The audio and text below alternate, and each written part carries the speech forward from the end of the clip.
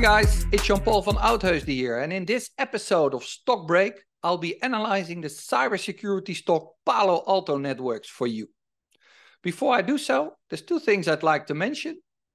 Firstly, the presentation that I'm about to show you is for educational purposes only and should not be considered as an investment advice, a personal recommendation, or an offer for a solicitation to buy or sell any financial instrument.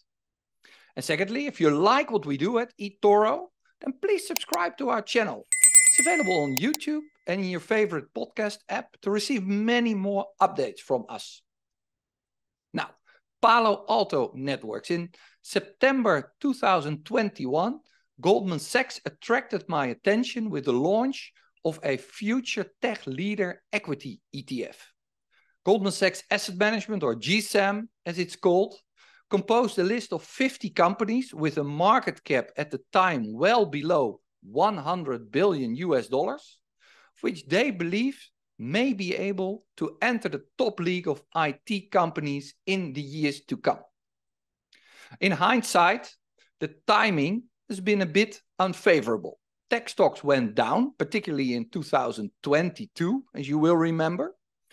And the performance of the ETF was minus 37% in slightly less than 2 years from the start at inception.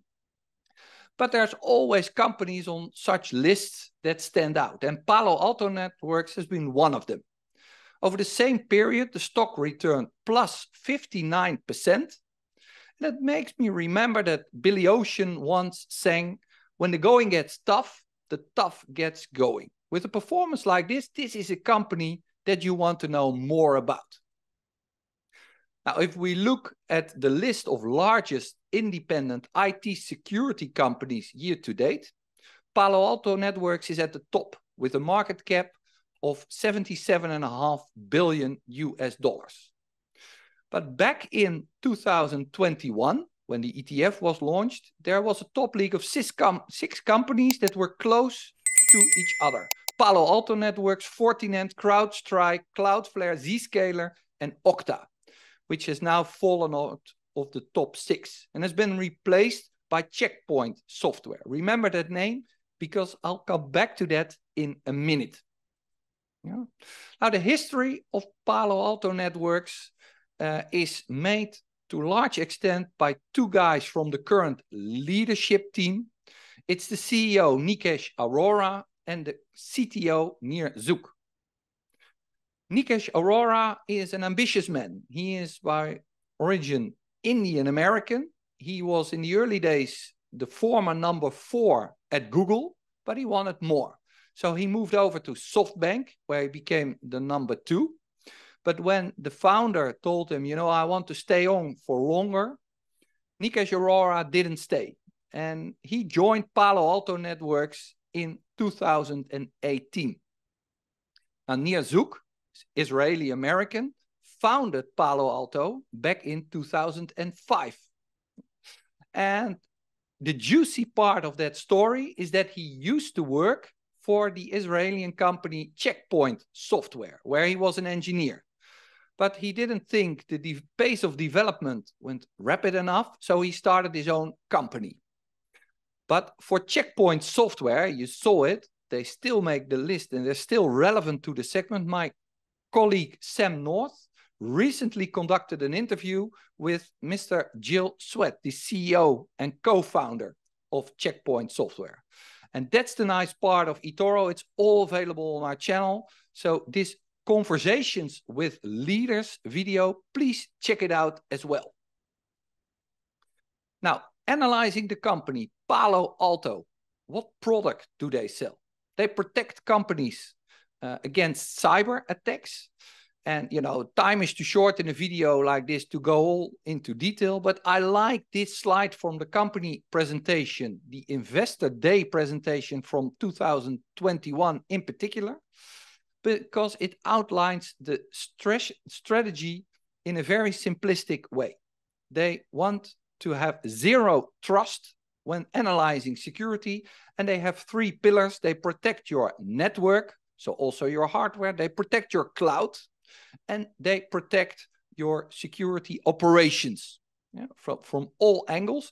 And that is new. Before this, company thought, when protecting part of the company, I go to a specialist. But Palo Alto wants to build an integrated platform to differentiate from competitors. And here you can see how they do it. Particularly when Nikesh Arora arrived, they have done many acquisitions. In total, also the years before him, it's now 19.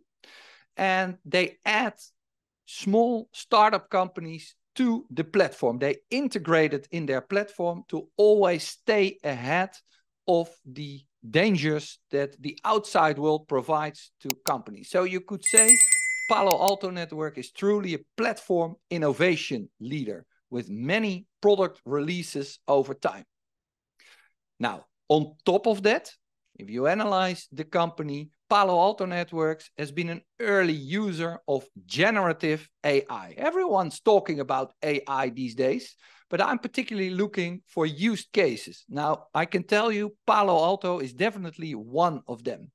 And you'll see later on why that is so important.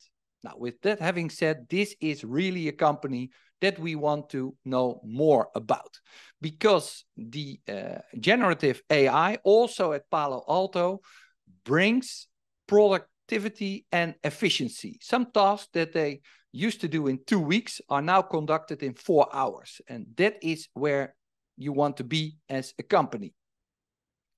Now, obviously, we're here as investors. So having a look at the Palo Alto share price over the last 10 years, it's been doing well. It generated over 1,000% return in slightly more than 10 years when it was listed on the stock exchange. And that comes down to an annual growth rate of 25.1%. Obviously, it's important.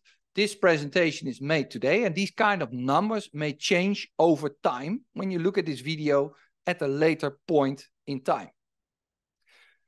Part 2 is have a look at the fundamentals, and we start with the revenue. Well, revenue is in line with the stock price performance, a compounded annual growth rate of 26%, albeit that this is taken over the last 7 years. And this is a growth line that is typical for a growth company. But it's not only growth. They do something that is very difficult to copy, and that you can see from the gross margin that Palo Alto generates. It's around 70%. It has been around 17% for the last 7 years. It's come down slightly in recent years, but it's still very decent and much higher than you see for many other companies. The operating expenses in recent years have gone up, but I told you they have a strategy of taking over companies. They need to be integrated, and also the people who work there, they want to stay, to keep them on board, so they have to pay them. The operating expenses have gone up to a level of around $4 billion US in 2022. But now this is important. Palo Alto Networks has been investing. They've made a loss in recent years till last year. That is where they turned profitable. In the last 4 quarters, they had a plus. The last quarter, they made more than $100 million US in net income. And the series of quarterly profits lately have meant that Palo Alto has been included in the S&P 500 index as of 20 June 2023. So that's only a couple of weeks ago. And that obviously raises even more interest from investors.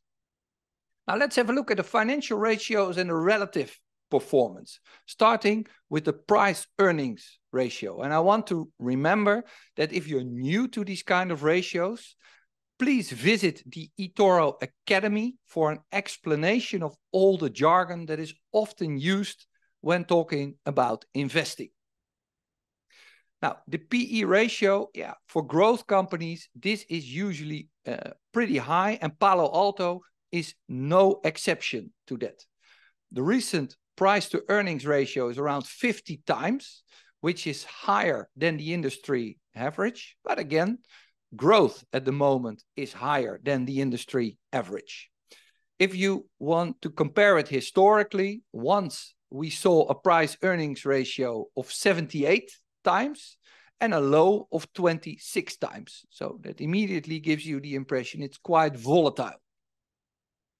Looking at the price to sales ratio, yeah, that's on the high side of the range that we've seen in the last 5 years. 12 times price to sales is relatively high, and that means that there's a lot of pressure on the company to show growth, performance, and net income. The debt to equity ratio that we usually look to doesn't apply so much to IT companies, so I'd rather look at the net debt.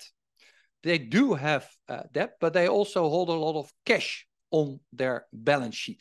If we look at the net debt, that is hovering around the 0 million, and that's reasonable for a company like Palo Alto Networks. Now, the relative performance, we never look at one company, but we also look at competitors, and we try to give you a balanced picture.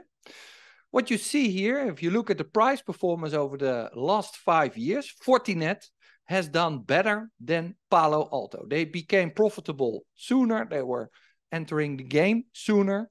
If you would have a look at this picture for the last year, then Palo Alto stands out. But Fortinet may be another company that you want to have a look to. And for sake of comparison, I also dotted here the line for Checkpoint software that you can learn more about in this Conversation with Leaders episode.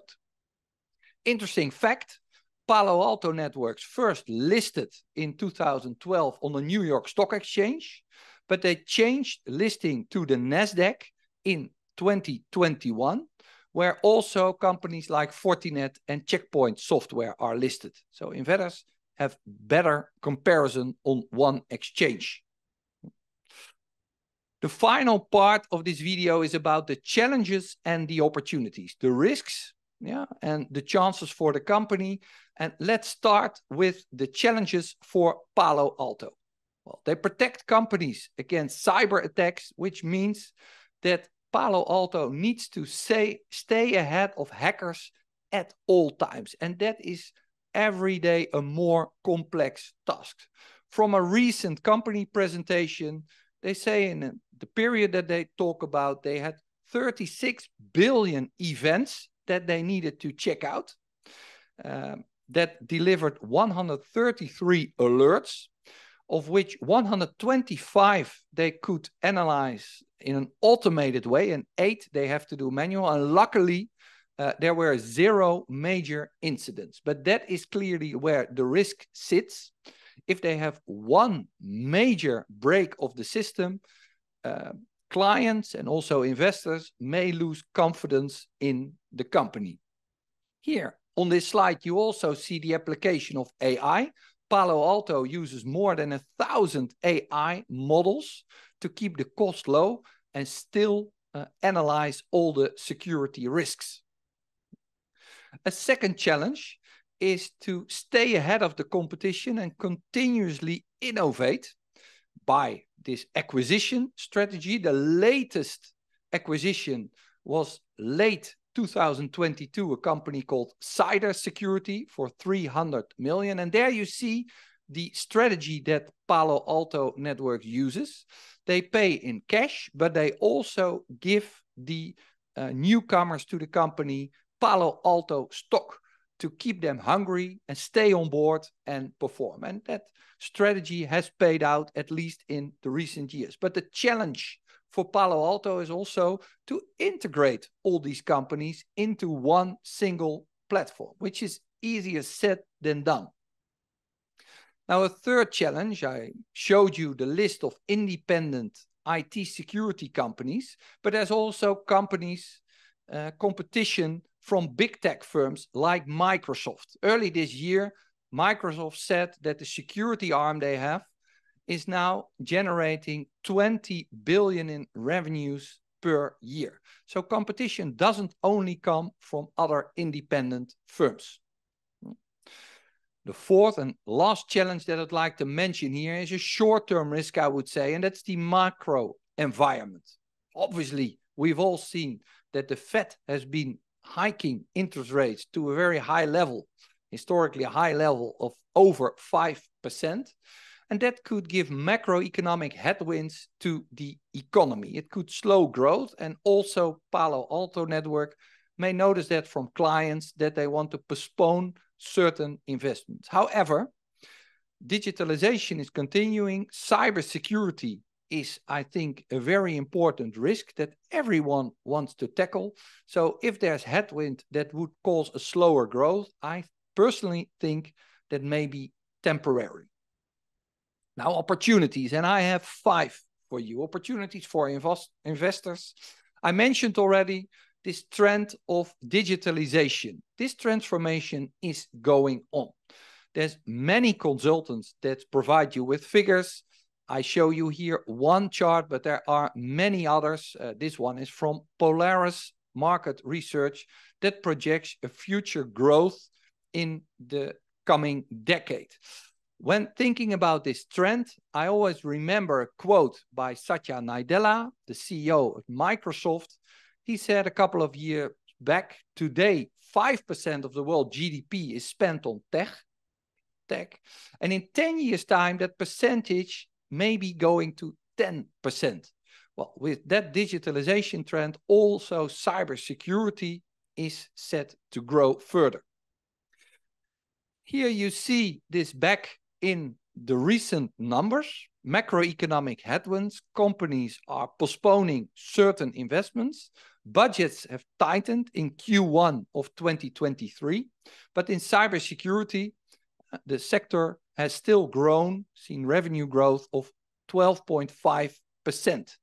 And here on the right-hand side, you see Palo Alto Network has above average growth, but also companies like Fortinet and CrowdStrike.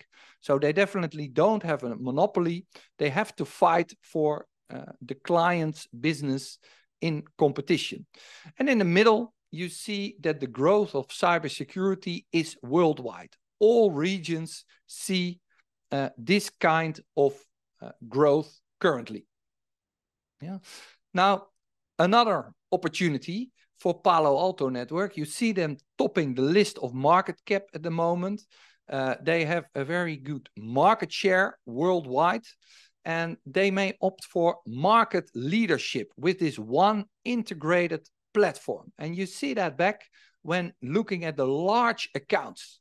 Palo Alto Networks focuses on the more complex security businesses, large companies, governments, other institutions. And when you look at the accounts, they see particularly a lot of growth in the accounts that pay them more than $10 million each year. It's only 25 accounts, but it's growing rapidly. And market leadership may mean that others who have to decide will choose for the market leader. With these contracts that they close, there is also, and that is very good to know, a high remaining performance obligation. Servicing contracts is recurring income, and the remaining performance obligation of Palo Alto Network, the latest figures stood at $9.2 billion. Now, a fourth opportunity is further consolidation in the sector. Companies themselves, security companies, may wish to do that, but also clients are looking for consolidation. I said it earlier. First, they looked for every particular situation to a specialist, but now there are integrated platforms. Clients can save costs with bringing more business to one or a few suppliers, and Palo Alto is definitely in pole position to be one of them. Now, the last opportunity I'd like to highlight is the international expansion. You already saw there's a need for cybersecurity across the globe. Currently, revenues at Palo Alto particularly come from the US, with Europe, Middle East, and Africa being second, and Asia Pacific and Japan third. And international expansion is definitely something where Palo Alto can derive more revenues and ultimately also more profit from. Now, looking ahead, the estimated revenues that you see here are for the period from 2023 to 2027 and is based on analysts who look after Palo Alto Networks stock. In this period, it's believed that the estimated compounded annual growth rate is at 20.5%, so it's slightly lower than we have seen in the recent past, but it's still higher than many other companies. Now, I have to say, if you look at these estimates, if you look at, for example, a year of 2024, there is some 40 analysts contributing to these estimates. If you look at 2026 and 27, that's based on perhaps 2 or 3 analysts. Yeah? That's important to keep that in mind. The shorter years are often more crowded in terms of estimates. Now, if we do not only look at revenues, but also at other metrics, between 2003 or between the actuals in 2002 and 2003 till 2027, you see that the earnings per share are currently lately reported as $2.5 per stock, is set to grow to $10 in 2027. And that kind of numbers you can play around with when you try to value the company yourself. If you combine this estimated, it's an estimation, it's an estimated earnings per share with the price earnings chart that I showed you sooner. Yeah? Palo Alto has an average price earnings ratio over the last 5 years of 50 times, but this obviously could move up and could move down. And so you can make a very simple, basic analysis yourself and decide your opinion on the stock. Now that brings me to the summary of cybersecurity stock Palo Alto Networks. It's a global leader in the cybersecurity industry, aiming to continually deliver innovation to enable security digital transformation. Cybersecurity has become a primary need for many to secure the continuation of their operations. And Palo Alto Networks stands out. They aim to be the first cybersecurity company with a $100 billion market cap. They're presently at $77 billion. The company continues and expands its platform through acquisitions. That's a differentiator, ready to lead during a possible consolidation phase. But there's also risks coming from hackers primarily. They get more and more sophisticated and form a continuous threat to the business model of a cybersecurity company. One break may make a lot of differences. Shares of high growth companies are often traded at high valuation multiples, and that's important to realize continuously. Slower growth expectations in years to come may lead to an above price average share price volatility, both ways. I hope you like what we're doing. If you like these kind of videos from me and my colleagues at eToro, then please subscribe to our channel, YouTube, your favorite podcast app, and we will be back to you with a lot more content shortly. Thanks for watching.